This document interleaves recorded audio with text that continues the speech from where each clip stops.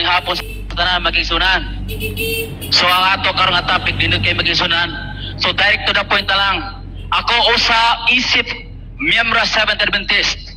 Ato nadungog karon ang mga pagpamatuod sa ato nga magigsunang CFD. Matod nila ang Romanong Katoliko mo'y gitukod ni Kristo. Ang pandako kanang bakak magigsunan. Ngano? Number one, wala maglitog si Kristo ang simbahang Romanong Katoliko gitukod ni Kristo. Naawala.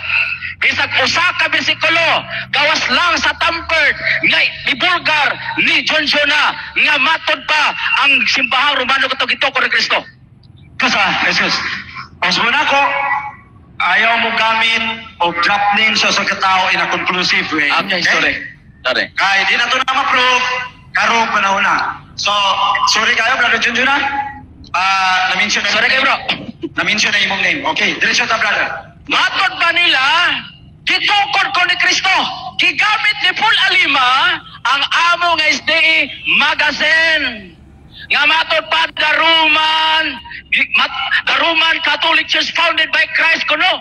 Unya nahimo nga Imperial Church bakak na igsoon kay kanang SDE magazine igo rana gikot ni Mrs. Elijah White ug iya kanang gi-refute kay kung si Elijah White ni uyon pa nga simbahang Romanong Katoliko gitukod ni Kristo, dapat si Elijah White Romanong Katoliko ta. Pero pakitain ko referensya sulat ni Elijah White nga si Elijah White na membro sa Romanong Katoliko kay ang SDE magazine tinuod man ka. Baka ka na, Mr. Paul. Sorry lang kayo. Karon, diri tayo zon. Ingon sila usa sa mga ilhanan. Our opponent is violating our rule. Yang ayaw lang magsaba, brother ha. Ayaw lang, pugong lang mo. Ayaw lang magsinggit. Kay maminaw raman mo, kami ramay mo reklamo din eh. Pugong lang yun, ang kagilok ha, pug niyo lang yun. Si Bradley Algado, na bro, kanang paliw ko facilitator ha. Bradley, kanang nagsabot at nga, no mention na name. Okay, sorry lang. Paliw ko ta. Sige, no okay, name, brother. matod patasong side, usa sa mga ilhanan sa matuod nga iglesia kani gitawag nga universal. Unya kanang universal ila po ning gihimo nga Catholic. That's truth mga igsunan. Ni uyon ta ni anak. Pero ang ilang libro, naman siya libro ani kani gitawag nga Apostle Creed, ingon direksyon. In the Bible, we cannot find exact word Catholic as referring to the church. Dili di ay ilhanan ang Katoliko nga pulong sa tinuod nga iglesia o sa church. Bakak na mga kaisunan. O isip miyembro sa Seventh-day Adventist. Ako, dako kayo nga musupak sa ilang pagpamatuod nga Romanong Katoliko kung nagitugod. Asa lagi basa? Puros referensya. The Roman Catholic Church founded by Jesus Christ. Ang gisulti ni Kristo, mato ni Kristo, I will build my church. Wala magsulti ang ilang referensya. Niya gingon, I will build my Roman Catholic Church. Perti sa yupay son. In taon, ang ilang basihan, puros referensya. Puros encyclopedia. Siguro ko, nani sila Encyclopedia Britannica, World Almanac, mupa matuod nga si Kristo nagtukod si bahang Romanong Katoliko. Apan dihara na sa Bible wala. Di na mapamatudan. Or sa gisulting son, tunay libro din niyo. Amo tog na amo ani. Kanay ison girigalo gini sa akong amigo, di lang ko i-mention. Kay ako po sa giprotektahan igsoon. Iyon din hinga libro. Mato din igsoon sa mga libro, Catholic believe the Pope and the Vatican and so Rome can change what the Bible says. O sa kuno igsoon, ang Romanong Katoliko kuno mituo sa Santo Papa nga ang ilang pagtuo giusab kung unsay nasulat sa Biblia. Giusab. Ang Galatia chapter 1 verse 9 o 8 to 9. Isang kinsa nga magwali, sukwahi sa among kinawali, ipatunglo siya. Klaro, ang Romanong Katoliko, nagwali, wala sa Biblia, tinunglo.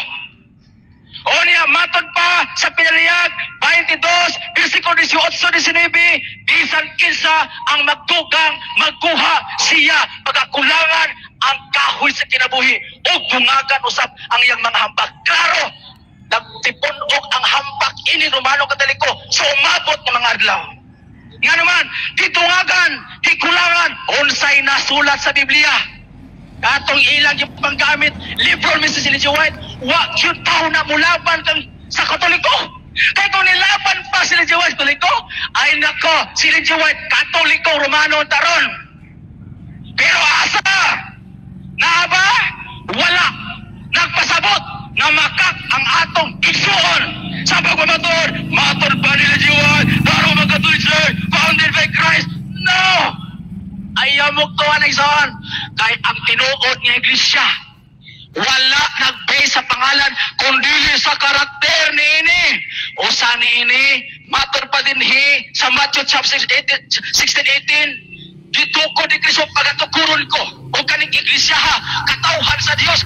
Matod pa sa Hebrew chapter 4 verse 9, ang akong katawhan nagtuman sa adlawng Sabado. Domingo man ni sila, asa sila nga side, Domingo man ni sila nagpasabot, dili sila kwalipikado tawgong katawhan sa Dios. Ngano, number 1 supakiro.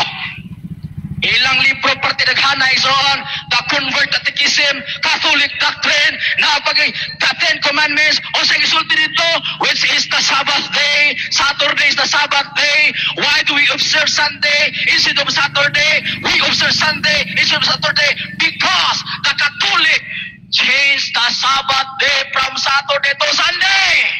Klaro kayo, tukma kaning akong gibasa, dili tinuod. Bisa pag usa ka barkong libro ingalhon mga Katoliko. Pag di mabasa sa Biblia, di gyud na makabarog. Bisa usa pa ka barko, pag bitbit mo og libro, usa ka barko, basahas tubangan, puros mabasa. The Roman Catholic Church founded by Jesus Christ, diha rana igsoon. Klaro, ang inyong pagtulunan naa sa referensya, wala sa Biblia. Therefore, ang inyong kaluwasan naa sa referensya, wala nagbase sa Biblia.